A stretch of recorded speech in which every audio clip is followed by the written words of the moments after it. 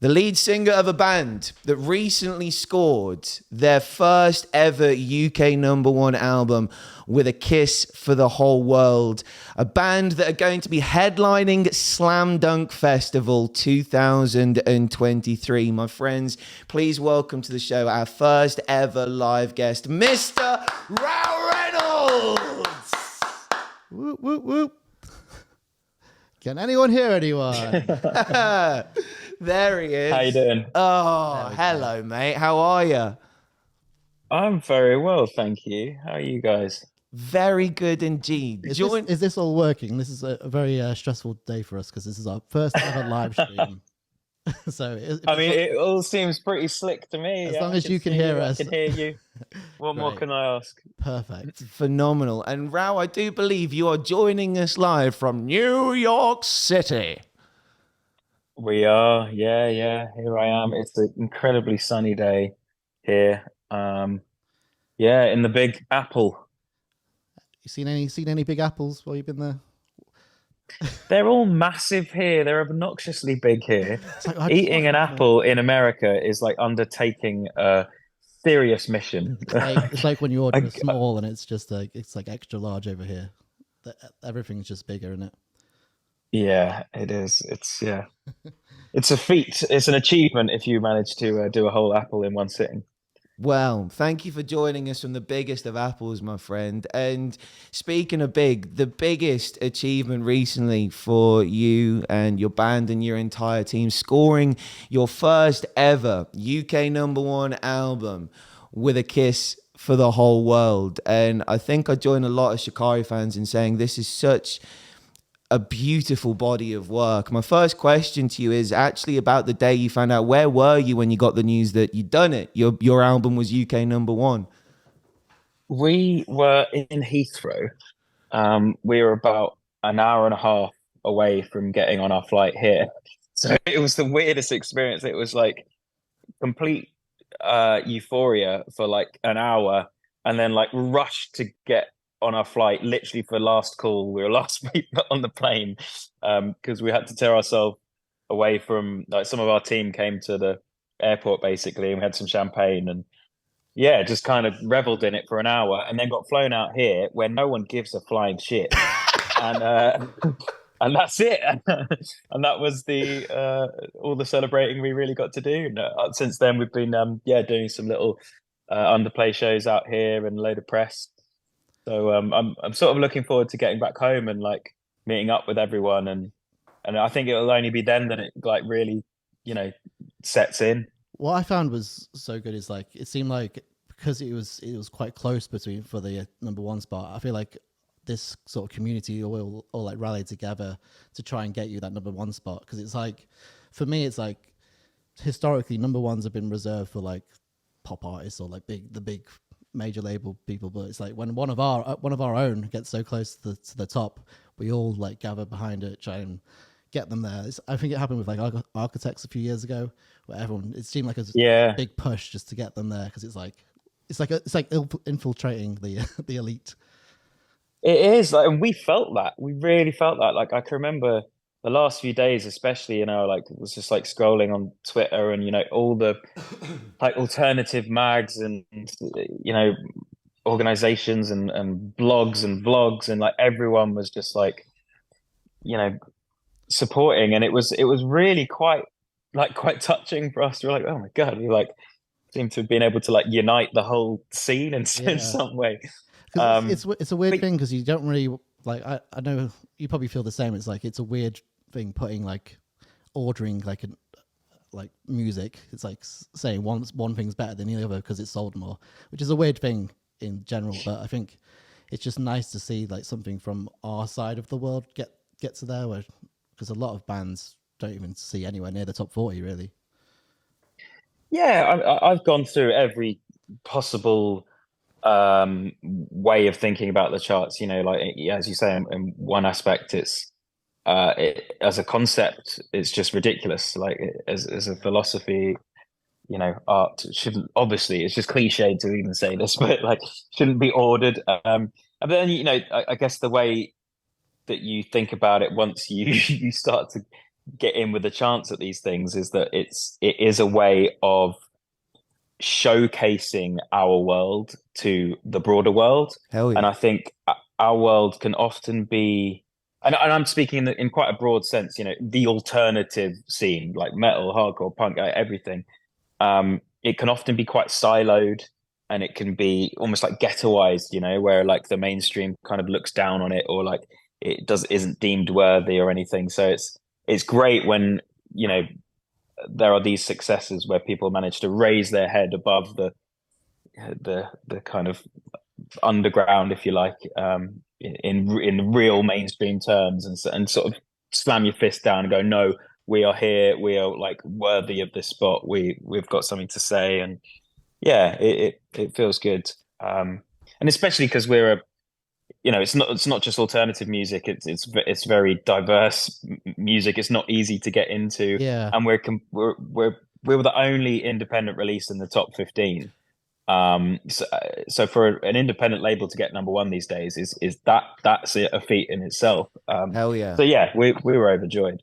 That's what I was going to say. This was a massive dub in the column for independence and showing the music industry that, hey, you don't need that major label. You don't need all of these fancy campaigns. What you actually need is a team of people who are operating like a family and a fan base who are so supportive and just so dedicated to seeing a band that they form this affinity with over the years doing well. And it feels like before this record dropped, you almost rewarded those hardcore fans with the residency tour, which I love the idea of. I think that was such a genius concept, picking the same venues in the same cities, going back there over the course of, I think it was 3 months, wasn't it? And dedicating different set lists, different songs, different moments from your band's career that maybe there's one song that a niche crowd really, really liked. That's the time for them to go and hear it. Where did the idea for the residency tour come about? Because for me, it's genius and something that I hope more bands take inspiration from.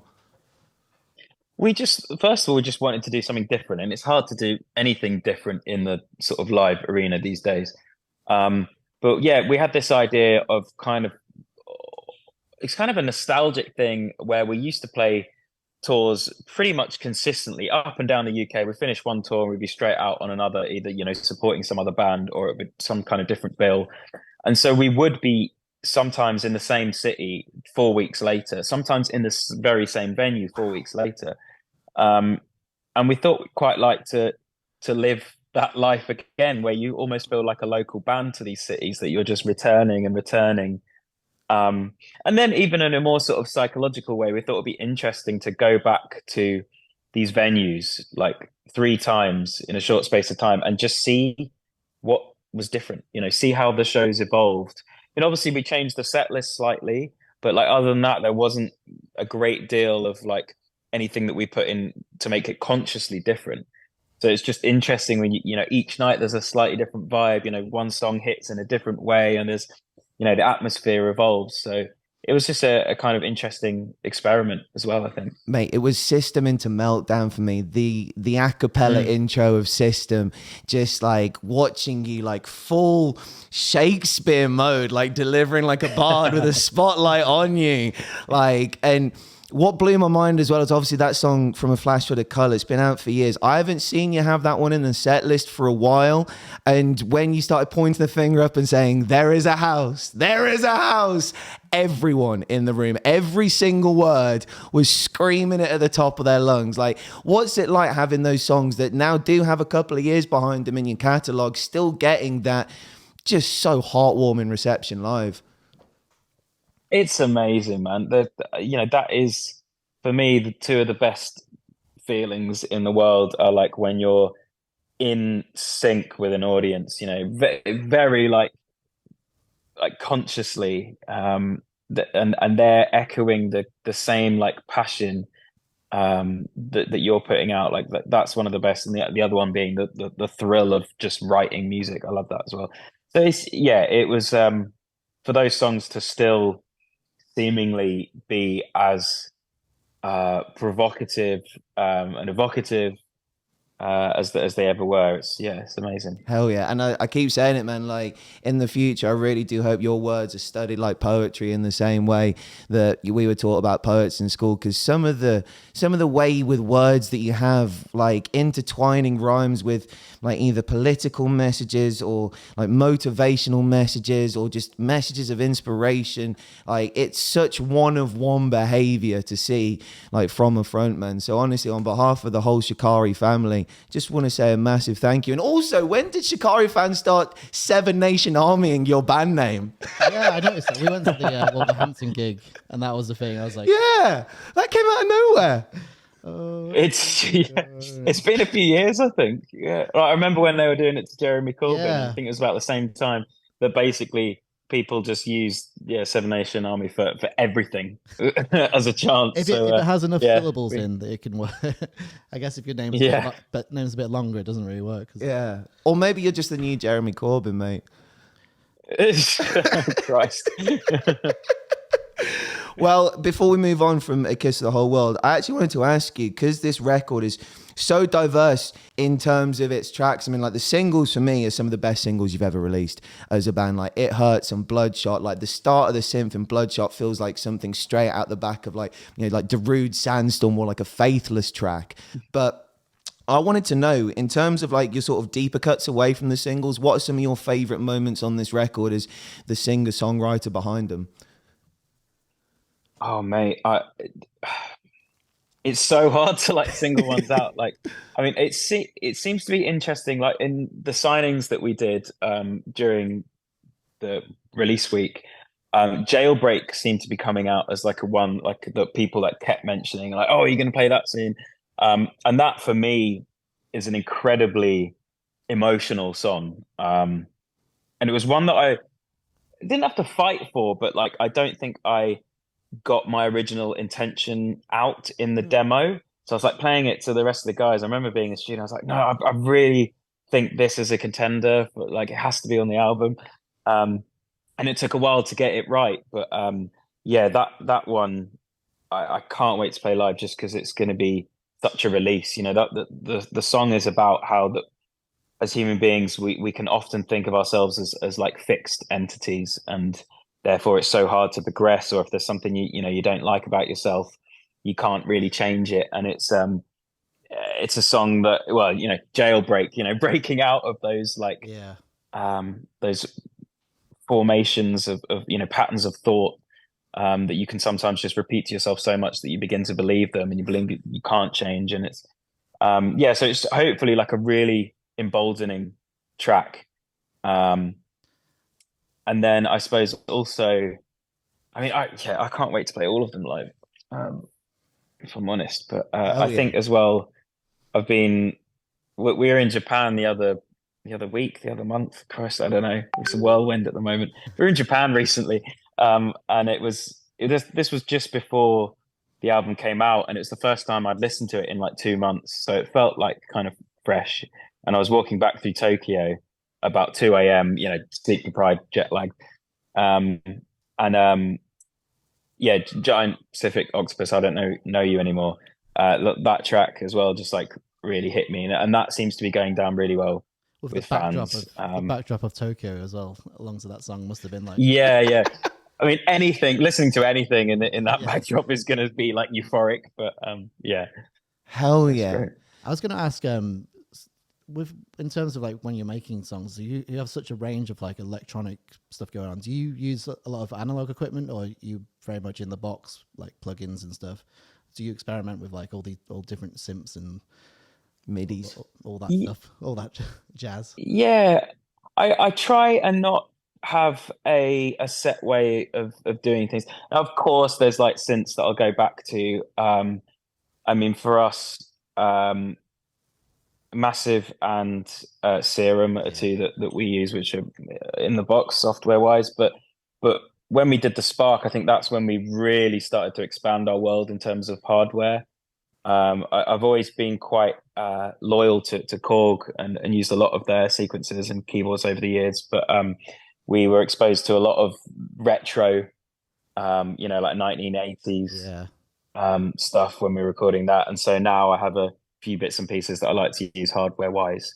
But I don't like to get like I guess it gets tricky when you comfortable. have to transfer it to live as well. If you have all this like analog sound, and then you like have to recreate that live, where it's Yeah, exactly. You end up making a lot of work for yourself, having to recreate all the different sounds on via MIDI. Either that or put it on stuff. shipping your full hardware synth collection around the world, which is not economically viable. But yeah, I try not to get like too comfortable, like set in my ways in terms of like finding sounds, because I always find the best things happen when I feel a bit lost, Well, that's what I when was I'm gonna like say. a It's bit like out of my depth. Or it seems like every album you come out with these new like soundings, like New donks. Yeah, because I'm like, how like from like the first album when it was very much the sort of like classic, I don't know, EDM synths or whatever. But from then to now, I think like you've had a really good progression of just like experimenting with different sounds. Or Yeah. just, like, A good few bassline kind of sounds on Yeah. this new album, like that sort of like modern wave of like Jaws and like the UK bassline scene with like Dark Sea and people like that, like those sort of like offensive, in your face, like oh kind of synths. Like it seems like you took those kinds of sounds but then like produced them to fit perfectly within the guitars, like especially like on the opening track, like A Kiss to the Whole World, like when that first little like drop comes in, like I love that riff. oh, it's such a great opener. sick, thank you. It's just all about experimentation for me, because that's when it's exciting. Like if you're using the same synths, the same sounds over and over again, you're not going to feel inspired. So it's good to be always on the sort of the edge of your comfort zone or your knowledge. And there's moments where you feel a bit lost, where you're not thinking about what you're playing, you're not going through the motions. It all feels a bit new, and that's when it just feels authentically exciting. Hell yeah. And the benefit of this show being live as well is we're getting comments in already, and Charis just said, so excited to see Shikari at Slam Dunk. They're the best live band I've ever seen. And I think there's a lot of people who echo that statement. Tasman says Jailbreak is a masterpiece. So her words. Oh, thank you. Lovely people. And speaking of live shows, I was fortunate enough to go 3 for 3 on your residency takeover tour. And I know we're all focused on new music and you're going to be so sick of this question, but one of the biggest pops you're getting live at the moment is this drum and bass remix of Sorry You're Not a Winner, especially with the way those lasers drop on that drop. Like, it is filth. And I've heard you in interviews say, like, obviously, Kiss the Whole World has been like your main focus. And with this happening over the summer, it kind of like, it was just more of like a live treat than anything else. And I know you've said that there's no plans to drop the actual physical release, but I think at some point, with how much people are enjoying it, at some point, someone's going to complain enough to be like, hey, I need this in my Spotify playlist. I mean, yeah, I don't really know what's happened. Like I've been talking to Pendulum for a while, and every time they were sort of ready to go, we were like too busy, and every time they were ready to go, they were too busy. I don't know. At the moment, there's no plans for it to be released. We'd be up for it. And what we've gone and done for the quickfire round now is basically remix their remix of it. Yeah, you dropped it at Reading. I've watched that live video back so many times. It's just incredible. I think because no one was really expecting it, because it was a surprise set for Pendulum anyway. So when you came out, everyone was double surprise. Yeah, and was like, "What the fuck?" It was a lot of fun. Yeah, it was like it's weird, really, that we've never really, well, we certainly never toured together, but we haven't played that many like festivals together, or when we have, we've been on separate days and we haven't been able to hang out much. Reading I've known Gareth for a while. Reading 2010 was one. It was You Into Them. I do remember that. Yes. Oh wow. 2010. Yeah. The memory. Yeah. But yeah, that was probably one of the only times. So like, it was just really nice to hang out with them. And I mean, the track, obviously it's just a banger. Yeah, it is. And I remember when they got in touch, and I was like, oh wow, what have they done to this? How have they like? Yeah. But yeah, it's sick. But yeah, hopefully it'll happen at some point. But they're just embarking at the beginning of their new campaign and everything, so everything's wild at the moment. But I think what I'd like to do more than anything is like actually do a new tune with them, like to collaborate on something new. So yeah, that would be my goal. Yeah. I'm not ready. I'm gonna need like 2 months warning before that drops, just so I can mentally prepare for what my ear's about to receive. Well, for the time being, I'm more than happy for the Sorry You're Not a Winner Pendulum remix to be a cheeky little live treat, because it sounds so good in that quick fire round. Yeah, man. Oh, it's a joy. It's interesting playing it out here because like drum and bass doesn't have the history that that we have with it in the UK. So I think there's a lot of people like, wait, they're playing Sorry or Not, but it's like, Oh yeah, it's like weird. It sounds slower. Yeah. Oh, well, speaking of live shows, Rou, you are one of the only bands, I do believe, that have been invited to headline Slam Dunk Festival twice in the festival's history. I don't think there's another repeat headliner at Slam Dunk. No.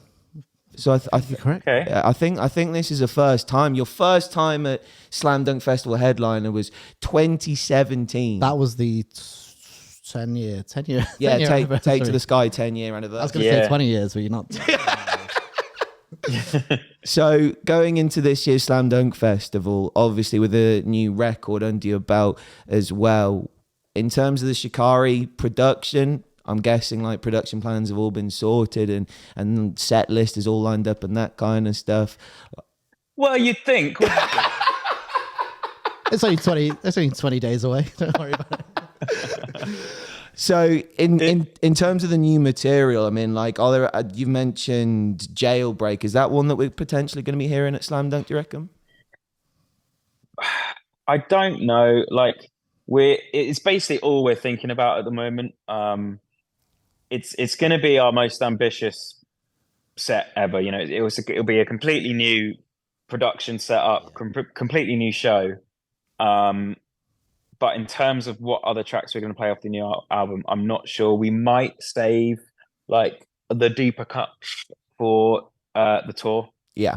Like the thing is, like the singles are like going down so well, and they're such a joy to play. And there's 4 of them.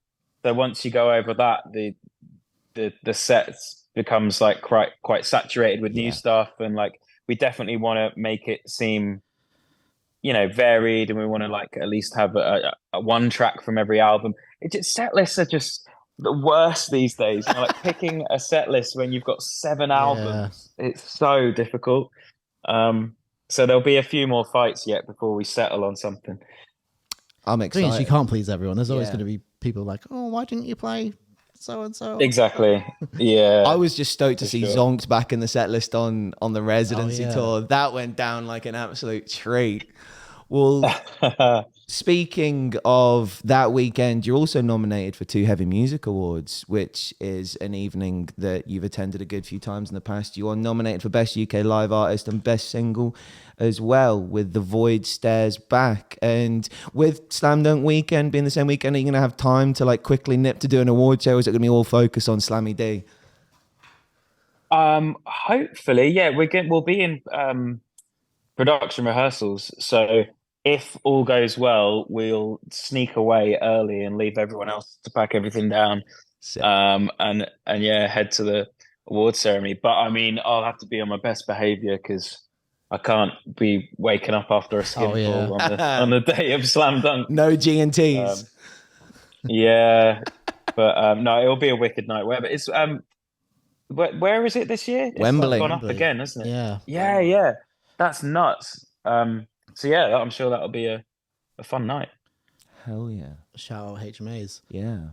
Well, Rou, thank you ever so much for your time today, my friend. We really do appreciate it. Our first ever live guest on the show, and like we can't thank you enough, especially considering you're in New York City at the moment. Our first international guest. Yeah. It's Technically. absolute pleasure. No, thank you for having me.